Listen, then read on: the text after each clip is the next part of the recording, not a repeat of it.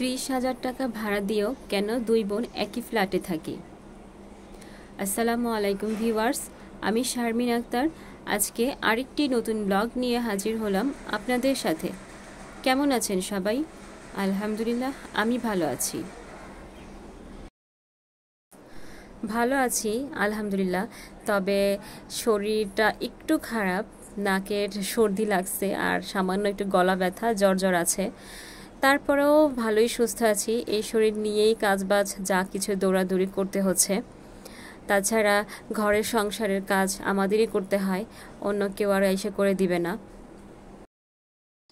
সব সময় মোছামুছি করা হয়, তারপরেও দেখা যায় যে কিছু কিছু জিনিস থেকে যায়। এই ড্রেসিং টেবিলের ভিতরের অংশটা আমি মনে হয় কিছুদিন আগে মুছেছি, আবারও একই ধুলাবালি পড়ে গিয়েছে। আর এটার ভিতরে আমি কিছু কাচের জিনিস রেখে দিয়েছি। এটা হচ্ছে আমার বড় বোনের কাচের জিনিসগুলো। ওর মানে সব কিছু আমার কাছেই আছে এখনও কাচের জিনিসগুলো।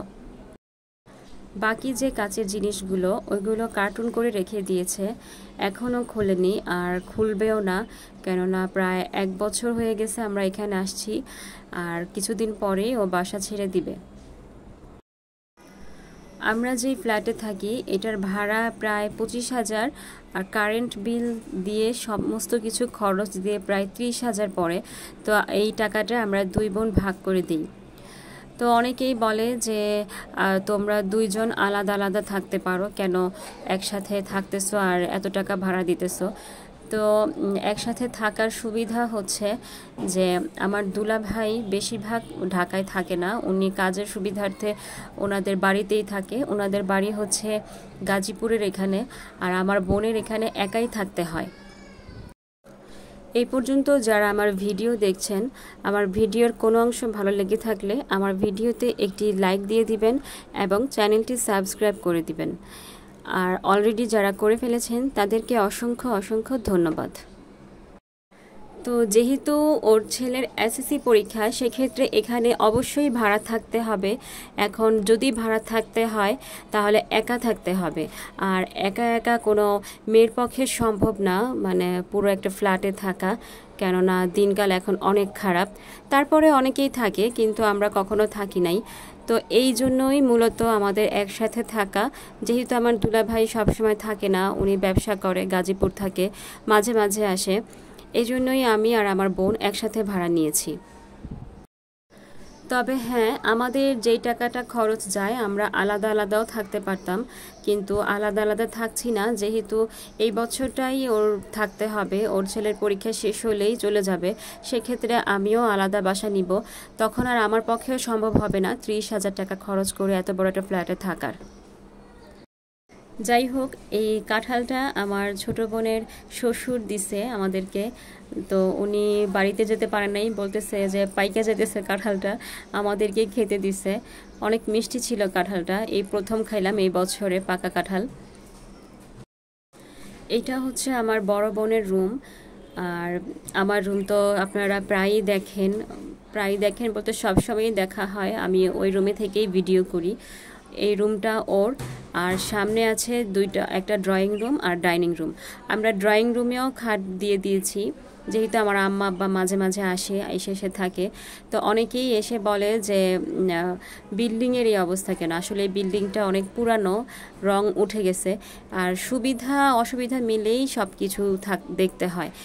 এই বাড়িটার সুবিধা হচ্ছে অনেক বড় একটা ফ্ল্যাট, আর সবচেয়ে সুবিধা হচ্ছে খুবই ঠান্ডা থাকে, গ্যাসেরও কোনো সমস্যা নাই, পানিরও কোনো সমস্যা নাই।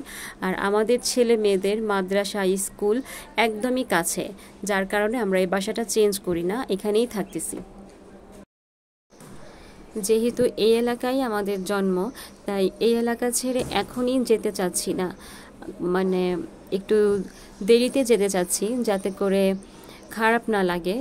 আস্তে আস্তে ভুলতে ভুলতে পরে যাব, কেননা এলাকা ছেড়ে চলে আসছি। তারপরে এখন এখান থেকে চলে যদি যাই তাহলে আসলেই খারাপ লাগবে। তো আজকে আমি ঢেঁড়স ভাজি করব। আমার মনে হয় এরকম করে ভাজি আপনারা খুব কমই খেয়েছেন, আমরা বেশিরভাগই কেটে খাই, কুচিয়ে খাই। তো আজ তো ঢেঁড়স ভাজি করব। আর এই ঢেঁড়স ভাজিটা আমি অনেকগুলো লবণ দিয়ে অনেকক্ষণ রেখে দিয়েছি, প্রায় 10-15 মিনিট। এখন ভালোভাবে ধুয়ে রেখেছি। ধোয়ার পর একটু নরম নরম হয়ে আসছে ঢেঁড়সটা।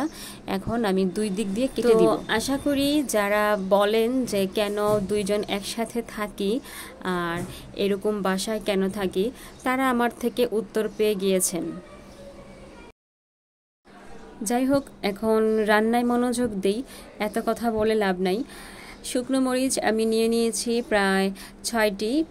ওগুলোকে আস্ত কয়েকটা দিয়েছি আর 2 ভাগ করে দিয়েছি যাতে ঝালটা ঝাল ঝাল লাগে। এখন ঢেঁড়সগুলো সামান্য একটু ভেজে নিব যাতে কালারটা না চেঞ্জ হয়।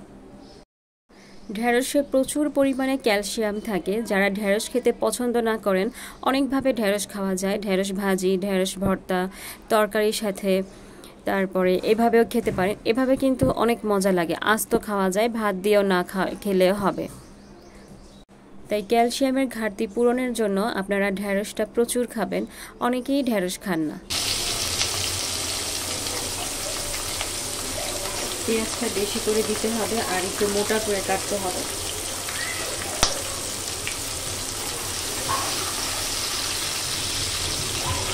এখন দিয়ে দিচ্ছি রসুনটা থেতলিয়ে রেখেছিলাম, ওই রসুন।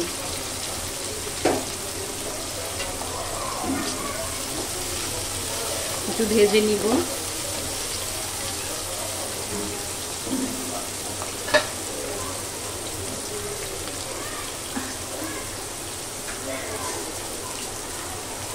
সামান্য একটু 5 ফোড়ন দিয়ে দিব।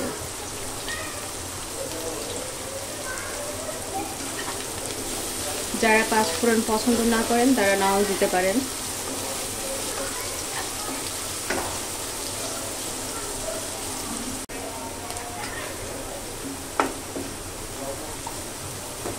এখন যে ঢেঁড়সগুলো আমি ভেজে রেখেছিলাম এগুলো দিয়ে দিব।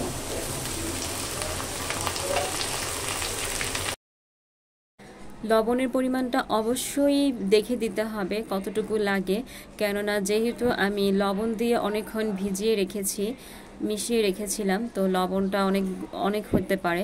এজন্য লবণের পরিমাণটা একটু কম দিতে হবে। আসলে ইউটিউবটা হচ্ছে শিক্ষণীয় একটি জায়গা, যেখানে কিনা একজনের ভিডিও দেখে আমরা কিছু শিখতে পারি, বিভিন্ন ভিডিও দেখে আমরা শিখতে পারি। তো এটা বলা যাবে না যে একে নকল করা হচ্ছে, ওকে নকল করা হচ্ছে। কেউ কাউকে নকল করছে না, ভিডিও দেখে হয়তোবা শিখছে। তাছাড়া একজন আরেকজনের কাছ থেকে শিখবে, একজনের রান্না দেখে আরেকজন রান্না করবে, তার রান্নাটা ভালো লাগলে আমিও রান্না করব, এটাই স্বাভাবিক। তো আজ এই পর্যন্তই। আমার ভিডিও যদি ভালো লেগে থাকে আমার চ্যানেলটি সাবস্ক্রাইব করে আমার পাশে থাকবেন। আল্লাহ হাফেজ, আসসালামু আলাইকুম।